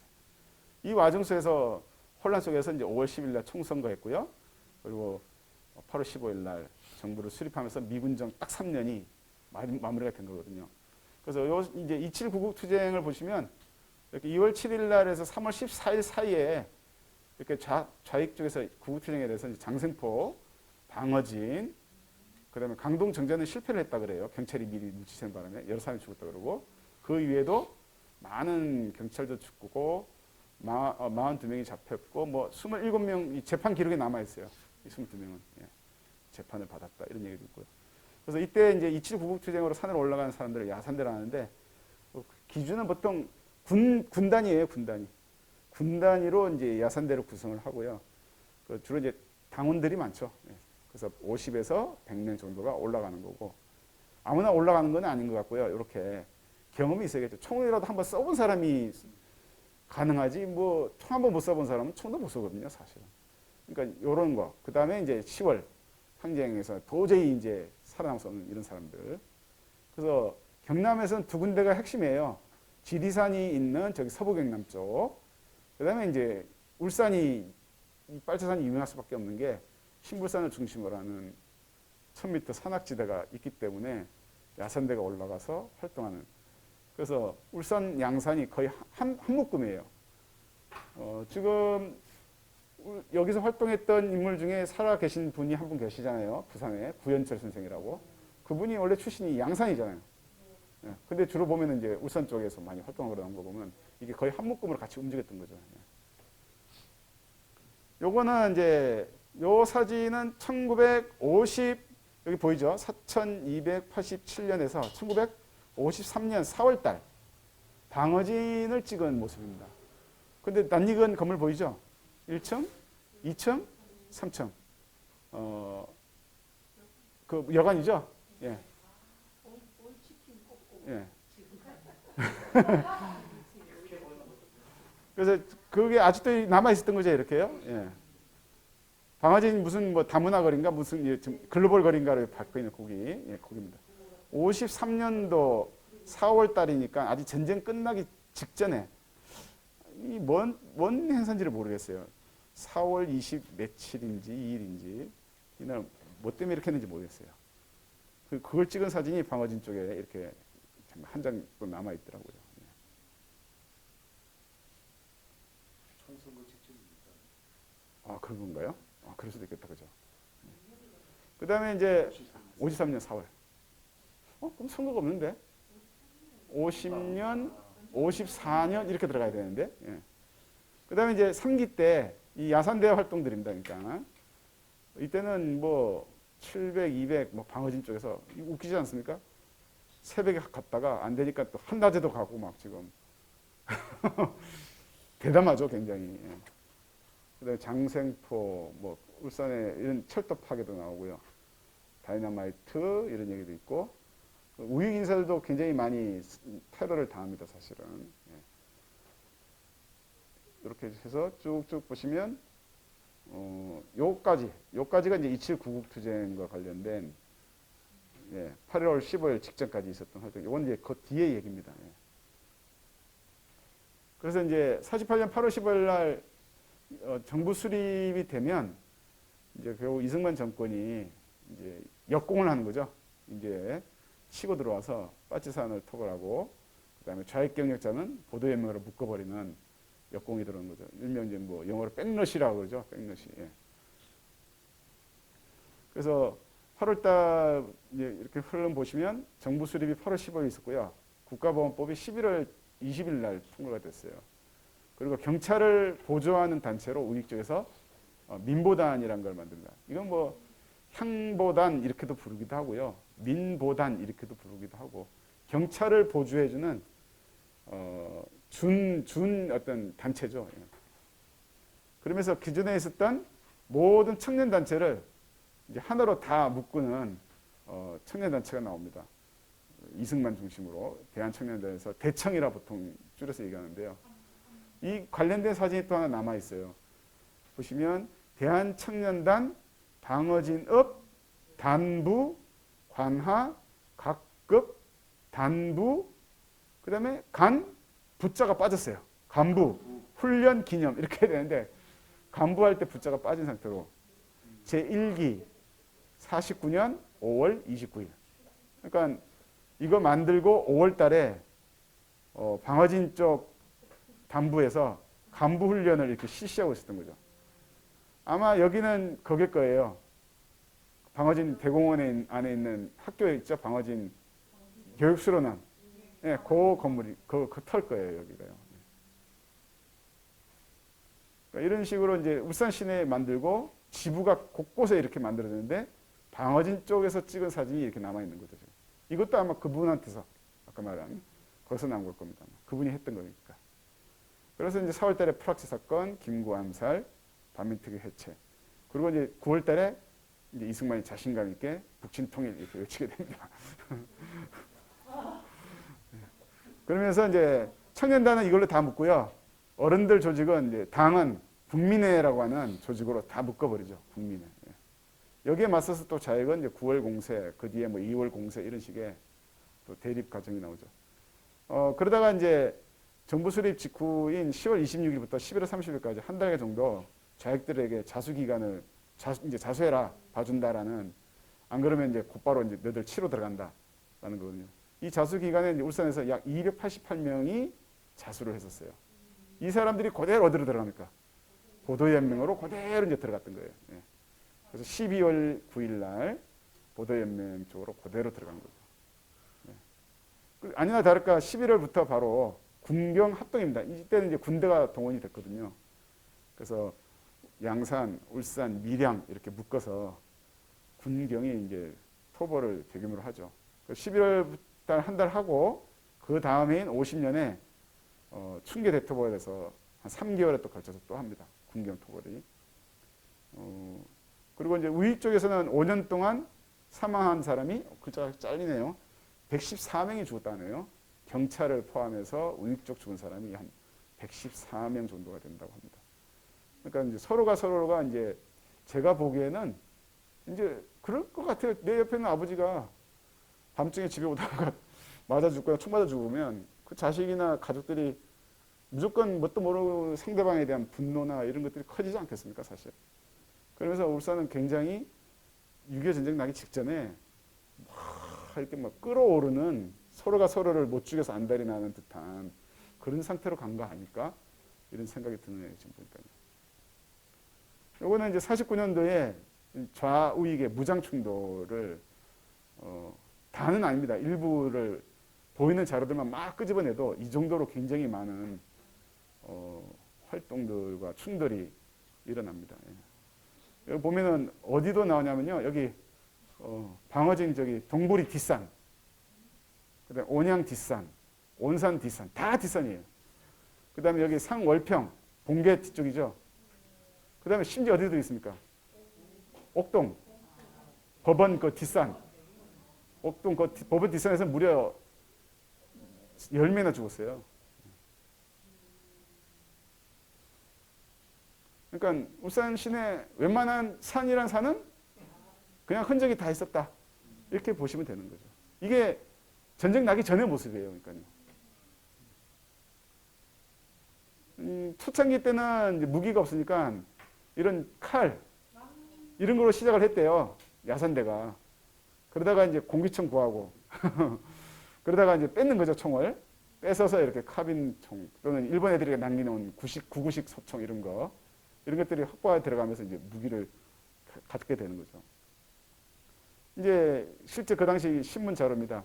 폭도의 방어로 언양면 사무소 전소 이렇게 되는데 이 사실 언양면 사무소가 아니고요. 언양 쪽에 있는 삼남면 면사무소에 휘발유를 뿌려서 홀랑 불타버렸다 이런 얘기입니다. 지금. 이런 기사들이 찾아보면 굉장히 많이 나옵니다. 이제 마무리 조금씩 돼가는데 과연 이때 활동했던 그 울산의 우익 사람들은 그 뒤에 어떤 경로로 나갔을까 했을 때 국회의원 출마를 한 사람들을 쭉 보면 1대2 됐대요. 우익 활동했던 사람들 이렇게 보입니다. 변동조? 이 사람? 20년대 중반에 울산 청년회 활동했던 서울파 쪽 활동가잖아요. 근데 이 사람이 묘하게도 해방 이후에 우익으로 완전히 넘어갔어요. 출신은 방어진 쪽인데. 그래서 이 사람은 죽지는 않았죠. 두 번이나 출마를 했어요. 이렇게 한민당, 민국당. 더 놀라운 건 아무도 당선된 사람은 없다는 거죠. 우익 활동했다고 해서 국회의원이 되는 건 아니더라. 이런 얘기입니다. 뭐 이제 그 위에 잘 모르는 분들이죠. 근데 요 사람은 누구냐면 박병호 울산 청년회 회장했던 박병호의 아들인가 그래요. 그다음에 김두원은 방어진의 그 수산조합 조합장 했던 김두원 그 사람입니다. 예. 고등학교에 돈도 대주고 하긴 했죠, 이 사람이. 예. 근데 아무도 사실 되는 사람이 없어요. 이 정도 급은 아니구나, 지역에서. 예. 대신 1953년에 있었던 일대읍 면 의원의 우익들은 얼마나 들어갔을까. 그래서 명단이 다 있긴 한데 그걸 다 보긴 뭐하니까 울산에는 총 215명을 뽑았는데요. 우익 활동했던 사람들의 비율이 35%, 13%예요. 무소속이 49%고요. 그런데 다른 지역과 비교하면 울산은 상당히 많다라는 겁니다. 그러니까 울산은 최소한 지역에서 이렇게 유지 인내하는 우익들은 읍면위원들을 상당히 장악하는 데는 성공했다. 그러나 다른 지역은 양산조차도 안 되잖아요. 무소속이 무려 70%가 되고 밀양은 우리하고 좀 비슷하다 그죠? 역시 보수적인 색채가 좀 강한 그런 것도 영향을 주나 싶은 생각이 드네요. 동래, 김해, 경남 전체를 보더라도 54%, 전국은 42% 이렇게 됩니다. 그래서 울산이 좀 상당히 지역을 장악하는 데 우익이 성공한 건 아닌가? 예, 이런 생각이 좀 들죠. 예. 이제 마지막으로 이제 보도연맹 마무리를 하고 이제 끝을 내겠습니다. 보도연맹은 말 그대로 이제 여순 사건이 48년도 일어나서 대대적인 이제 좌익 인사를 잡아야겠다. 안 그러면 이런 사건 또 일어나겠다. 이렇게 된 거죠. 그래서 이제 국가본부도 만들고요. 그래서 48년 9월 4일, 그러니까 정부 수립 직후죠. 그래서 49년 4월 30일까지 좌익을 무려 8만 9천 명을 잡았다 그래요. 어떤 기록에는 12만 명이라는 기록도 있어요. 잡아서 2만 1천 명을 기소했는데 그 중에 80%가 감옥을 간 거예요. 유죄 선고를 받았어요. 그랬더니 어떤 문제가 있었냐? 당시 전국의 교도소가 수용할 수 있는 인원이 15,000밖에 안 됐는데 죄수가 4만 명이나 이르렀대요. 그러니까 교도소가 미어 터져가지고 죄수에 대한 처우가 어마어마하게 안 좋다는 비난을 엄청나게 받았다 그래요. 그러면서 관리가 안 되죠. 모아놓으니까 오히려 더 말만 많아지고 하니까 결국 이거를 어떻게 하면 통제하고 머리를 바꿀 수 있을까라는 생각에서 나온 것이 국민보도연맹. 물론 이제 뿌리는 일본에서 나온 거죠. 사실 사상연맹인가 거기서 나온 건데. 그래서 처음은 49년 4월 20일 날 창립이 됐고요. 기존 자료는 21일 이렇게 했는데 그게 틀렸답니다. 최근에 보도연맹 잡지가 발견이 됐어요. 잡지가 발견이 됐었는데 여기서 1호 잡지가 발견이 됐어요. 그래서 보니까 잡지에 4월 20일 날 서울시 경찰국 회의실에서 참시를 했다. 이게 의미하는 바가 뭐냐? 보도연맹 간부는 전부 다 경찰이나 판사나 검사들이에요. 단지 좌익은 딱 2명만, 간사장과 총무만 좌익 출신일 뿐이고 나머지는 전부 다 간부는 검사, 판사, 경찰들이에요. 여하튼 그래서 경남은 11월 20일, 울산은 12월 9일 날 태화국민학교가 지금의 울산초등학교를 말합니다. 강당에서 이제 오후 1시에 군수 치안관 김씨라고 돼 있어요. 이 사람이 찾아내면 찾을 수 있을 것 같은데 경찰서장, 보도연맹, 경남도 공정 이거는 이제 좌익이 아니죠. 이 사람은 우익 쪽에서 이제 이게 하는 사람이죠. 그래서 아까 자수한 사람들 가운데 228명이 들어와 있고요. 이사장은 김종군인데 이 사람이 경찰서장이에요. 김치안관은 경찰이에요. 이 사람. 이제 간사장이 말씀드렸던 바로 김상원 민전의장을 했었죠. 그리고 사무국장 김영진 아까 말씀드렸던 이렇게 두 사람이 이렇게 들어가 있습니다. 창립을 이렇게 했고 그게 신문에 이렇게 보도가 됐습니다. 보련 울산지부 선포대회 상황 이렇게 쭉 하면서 간사장 김상원, 사무국장 김영진 이렇게 되어 있는 겁니다. 뭐 보도연맹은 이제 2000년대 초반에 울산에서 이제 자체적으로 조사를 한번 한 적이 있지만 노무현 정부 때 이제 마침 또 과거사 진상위원회에서 특히나 해피디면 또 울산 보도연맹을 집중적으로 조사를 했어요. 아마 뭐 여러 가지 이유가 있겠지만 울산이 전쟁터가 아니었기 때문에 6.25 전쟁 때 자료가 살아남았을 가능성이 높아서 그래서 울산이 아마 보도연맹을 풀어나가는 어떤 실타래 역할이 바로 울산이 해준 건 아닌가? 노무현 정권 때 이런 생각이 들고요. 아니야 다를까 울산경찰서 지금의 중부서죠. 그 지하 창고에 가니까 그냥 쌓여 있대요. 옛날 서류가 그냥 박스처럼. 근데 그걸 아무도 정리를 안 하나 봐요 지금요. 없어진 건 아니고요. 아마 저 국가기록원으로 다 이관을 시켰을 거예요. 예. 왜냐면 이 자료, 이 보도연맹 관련했던 자료는 그 보고서가 나온 걸 보니까 국가기록원으로 가 있다 하더라고요. 그 번호까지 나와 있는 거 보면 일단 가 있는 것 같아요. 예, 그죠. 복사를 딱 했죠. 예. 복사본이 갈 수도 있고. 그럼 경찰이 없었다는 거네요. 굳이. 그래요? 숨기지 싶어요. 예. 왜냐면 제가 그 2년 전에 그 교육청 그거 할 때 어떤 경찰 찾아보니까 전혀 모르는 자료를 가지고 얘기를 해주더라고요. 어떤 특정한 경찰에 대해서. 그게 뭡니까? 인사기록 카드래. 그걸 어디서 볼 수 있습니까? 그러니까 이거는 내부 급비 자료이기 때문에 절대 보여주면 안 된다고. 그래서 어떻게 할 겁니까? 그러니까 가만히 있더만 말로 해줄 테니까 받아 적으라고. 딱 한 번 읽어주더라고요. 받아 적는데 막. 그러니까 그런 식으로 자기들 내부에는 분명 자료를 가지고 있어요. 보니까요. 비치를 하고 있는 것 같아요. 근데 대외 공개적으로는 없음, 폐기했음 이런 식으로 나오는 것 같아요.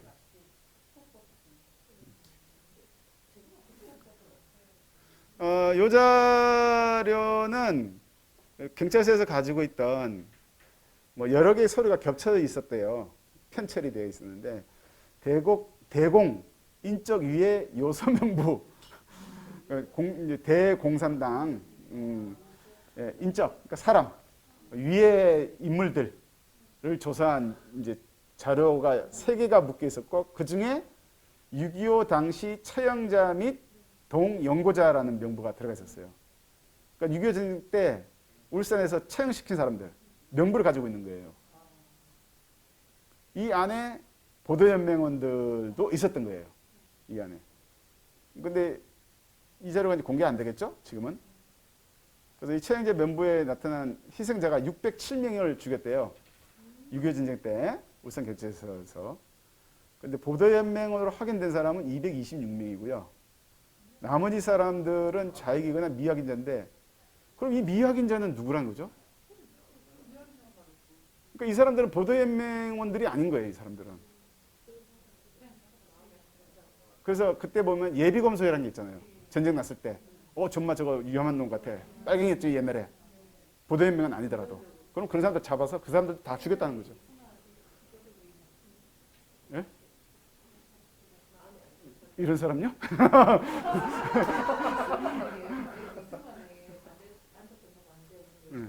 예, 예, 예.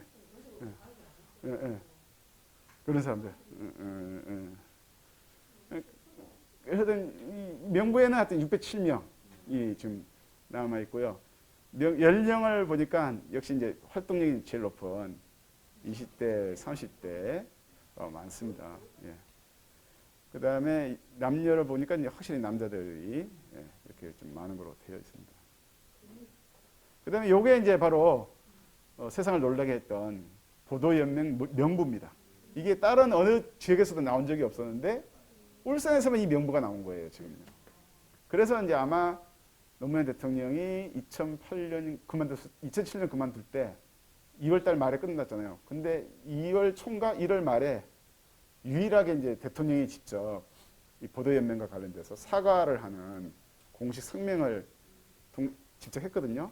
그 상공회의소에서 그 보도연맹 그 유족들 모아놓고 대통령이 직접 못 내려오니까 동영상을 찍어서 노무현 대통령이 직접 사과하는 영상을 보냈더라고요. 그게 아마 처음이자 마지막일 거예요, 우리나라에서요. 그래서 울산 보도연맹 관련자들 가운데 이걸 가지고 소송 걸어서 이제 배상이 가능했던 거죠. 그게 가능하게 된 이유도 바로 이 명부가 발견돼서 그래요. 이 명부가 이렇게 쭉 있는데 조금씩 달라요. 요거는 방어진업 명부고요. 여기 보면 국민보도연맹, 울산군 연맹 이렇게 써놓고요.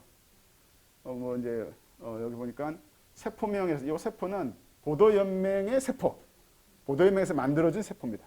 일산리 세포 이런 식입니다. 예. 그 다음에 가맹 날짜, 나이, 직업, 그 다음에 소속단체 과거에 남노당, 없음, 민해청, 없음, 뭐 민해청 뭐 이런 식의 얘기. 그 다음에 특이한 건 재산이 얼마냐 이걸 또 기록해놨어요. 방어진은 주소 있고요. 요거는 이제 좀 다르죠? 보도연맹 명부인데 온양 쪽입니다. 보련, 울산군, 온양면, 맹원, 명부 이렇게 돼가지고 세포죠. 세포명. 그 다음에 언제 보도연맹 들어왔나? 이름 지었어요. 일부러요. 연월일, 직업, 정당, 농조원 이런 말 보이죠? 농조원. 동중. 이건 학생이네요. 남노당도 있고, 그죠? 예. 무도 있고, 민해청 있고요. 본적, 주소, 비고. 그런데 이 자료가 굉장히 중요했던 게 밑에 숫자가 써져 있어요. 이 숫자가 뭘까 했는데 이 숫자를 보니까 보도연맹원 숫자였어요. 울산에. 그래서 이 번호를 쫙 정리를 해보니까 총 1561명이 보도연맹원이었던 게 밝혀졌어요. 그래서 이 서류를 받아서 여기 보면 글자도 있고요. 몇 월 며칠 날 작성했다. 몇 호로 도장까지도 이미 딱 찍혀 있는 확실한 문서인 거죠. 이 덕분에 울산의 보도연맹원이 일단은 1561명이었다라고 밝혀지게 된 겁니다. 물론 더 많을 수는 있는데 현재 서류상으로는 이렇게 밝혀진 거죠. 그런데 안타깝게도 이 보도연맹원 명부는 울산 시내 전체가 발견되지 않았어요. 여기 보이는 방어진, 농서, 범서, 삼남, 그 다음에 온양, 웅천, 청량 7군데의 명부만 나왔어요. 그런데 어떻게 1571? 그래서 이거를 교차로 이렇게 밑에 번호가 있는 거를 쫙 교차를 해보니까 마지막 번호가 1560이라는 거죠. 그러니까 혹시 더 많을지도 몰라요. 다른 명부가 더 나온다면. 현재로서는 그렇다는 거예요. 그래서 지금 발견된 곳이 7군데만 명부가 나온 건데 경찰서에서 역시나 방어진이 좀 많죠. 특히나 어디입니까? 역시 일산입니다. 예. 역시 일산이 눈에 띕니다. 그 다음에 이제 농서도 상당히 많은 숫자를 보여주고 있는데 좀 여러 군데로 나눠져 있어요. 지금 보니까 천국이 의외로 좀 많네요. 매곡하고 산 쪽이라 그런가요? 그 다음에 이제 범서, 서사가 확실히 빠지산이 좀 많았다더니 눈에 띄네요, 진짜요. 망성은 헛곡에 올라가는 데 있잖아요. 다리 건너자마자 태화강 이렇게 가면 딱 가서 위로 올라가는데 그 고기가 망성이거든요, 그 동네가. 여기가 누가 많이 사냐면 안씨들이 많이 살아요. 안씨들, 광주 안씨 사는데 그 대표적인 게 이관술 도와줬다고 하는 의사 안효식. 이관술 선생 그 탈출해서 도망갈 때 집에서 뒤에서 울산의 의사가 치료해줬다는 그 사람이 안효식이잖아요. 그 사람이 이 망성 출신이에요. 그래서 이 망성이 약간 좀 색깔이 좀 빨갛다. 내부적으로는 그런 얘기가 있었어요. 예. 천상이 좀 있고요. 그다음에 삼남매와는 신하리. 신하리는 일제강점기 때도 굉장히 이 활동이 굉장히 많았던 지역입니다. 사실은. 교동도 그렇고요. 그다음에 이제 온양. 온양은 산 쪽인 것 같아요. 고산리. 산 쪽에 안쪽에. 동상, 상강. 전부 다 산 쪽이네요. 보니까요. 그다음에 웅천. 웅천도 검단하고 은현이 고련이 역시 안쪽에 검단 안쪽에 거기가 확실히 많네요. 대대리 포함해서. 석천? 석천이 역시 제가 언뜻 듣기로는 석천의 그 이씨들은 그 평야지대 안쪽에 살았고요. 산 쪽으로 이렇게 넓잖아요. 산 쪽으로는 소작이들이 살았대요. 지금은 많은 새로운 집들을 많이 쳐놨잖아요. 지금 보면은 가보면. 근데 거기가 원래는 소작인들 사는 터였고 양반들은 그 석계서원 있는 그쪽으로 해서 평야지대에 이렇게 살았답니다. 그래서 여기가 거기서 어느 쪽인지 모르겠어요. 양반 쪽인지 소작인 쪽인지 그건 모르겠어요. 그다음에 청량 쪽에 동천, 덕하 이쪽이 좀 많네요. 문죽은 지금 교도소에 있는데요. 그래서 현재 명부에 있는 숫자가 672명입니다. 그래서 1571에서 672명이니까 나머지 지역에 이제 울산 읍내를 비롯해서 여러 군데 있었을 건데 그 명부가 나오지 않은 거죠, 지금. 그래서 이제 지금 발견된 명부 7군데를 가지고 소속 단체를 이렇게 분석하면 역시 남로당원이 많았습니다. 그 다음에 민해청, 농조 이렇게 됩니다. 없음이 145명입니다. 보통 보도연맹 얘기할 때 자기는 그 소속도 아닌데 뭐 강제로 또는 뭣도 모르는 상태로 이렇게 했는데 의외로 없음이라는 게 좀 적어 보이죠? 그런데 해석하는 걸 보니까 여기에 포함되어 있다고 기록되더라도 이 자체가 엉터리일 수도 있다. 왜냐하면 농민조합 이렇게 하면 자기도 모르는데 그냥 농민조합으로 기입하는 경우도 많았대요. 그래서 이거를 고지고대로 일단 다 믿기는 어려운 상태지만 하여튼 큰 경향성 보수가 있겠죠. 아무래도. 그 다음에 이제 거기 체육 날짜가 있는 부분을 가지고 조사를 해보니까 날짜가 나오죠. 8월 5일 날이 첫 번째 사형을 시킨 날이라고 합니다. 이때 가담했던 경찰로 갔던 사람인가 한 사람이 잡혀갔던 사람이 한 사람이 있었는데 이 사람이 풀려났었어요. 근데 풀려날 때 경찰한테 들었다는 거예요. 너 다음 날이면 죽어. 첫 번째로. 근데 넌 재수가 좋았어. 이러더랍니다. 그게 8월 4일날 들은 얘기를 해요. 근데 기록에도 8월 5일날이 첫 번째로 기록이 돼 있고 그 증언한 사람도 그렇게 얘기하는 걸 봤을 때 울산에서는 8월 5일날부터 죽이셨다. 이제 이게 이제 증명이 됐다라고 얘기를 하더라고요. 그래서 보시면 첫날 그다음에 두 번째 그죠? 좀 쉬었다가 한 10일 뒤에 또 굉장히 많이 사망자가 나왔습니다. 지금 보면. 그래서 현재 확인하고 있는 것이 611명입니다. 이렇게 CIC 인계라고 하는 건 방첩대라 그러죠. 지금으로 치면 기무사, 기무사 쪽이니까 그쪽에서 아무래도 이 사람들 좀 더 죄질이 높은 사람, 저희들이 봤을 때. 그래서 보통 A, B, C 3등급으로 나누는데요. A, B 등급은 이제 경찰서 유치장, 그 다음에 연무장, 뭐 이런 식으로 이제 쭉 했는데, A, B 정도는 거의 사형을 당했고, C 등급이 이제 풀려났다, 이렇게 얘기를 하더라고요. 요 사진은 이제 유일하게 지금 현재 남아있는, 보도연맹 관련된 사진인데, 당시 사진은 아니고요. 밑에 보이시는 것처럼 60년 10월 1일 날 바로 이 백양사입니다. 여기. 예. 여기에 이제 요 비서 보이시죠? 이렇게. 요 비서는 최은배 선생이 썼대요. 예, 최은배 선생이 비서를 써줬고, 그 다음에 이제 간부들 33명이 무덤이 이쪽에 있었는지 얘기를 못 들었어요. 길었대요? 컸더라 가던데? 그래요? 그럼 이 무덤, 요 비석이 있는 걸 봤을 때 이쪽 편에 있었을 가능성이 있겠다. 그죠? 무덤이 사진 방향으로. 그래서 합동 제사를 마친 후 찍은 사진 이렇게 되어 있는 유일한 사진입니다. 아마 이 사진은 저기 상북면 책임을 맡은 강장혜 씨라고 그분은 뭐 아주 떳떳하더라고요. 이런 이름 내밀고 하는 거에 대해서. 그래서 사진이 아마 거기서 나온 거로 알고 있습니다. 이 사진이. 예. 강장혜 씨가 여기에 상북면 그 당시 책임자였어요. 유족회.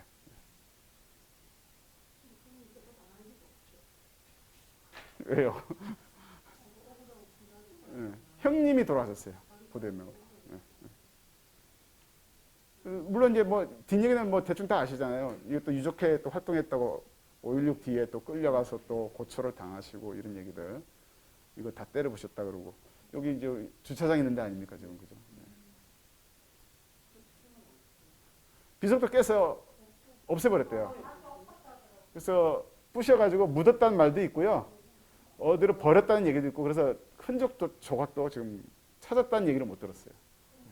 그리고 이제 안에 있던 유골은 끄집어내서 그때 화장터가 어디 있었냐면 달동 쪽에 있었어요. 그 달동 화장터에서 이제 다 화장을 해버리고 쪼아서 바다 쪽에 버렸다는 얘기가 있어요. 화장터 성심고등학교 거기서 옮겨갔어요. 예, 그때 달동으로.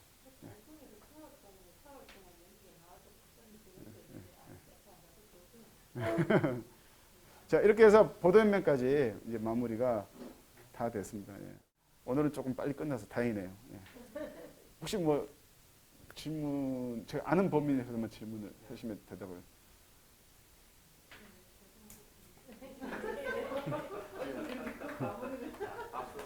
감사합니다.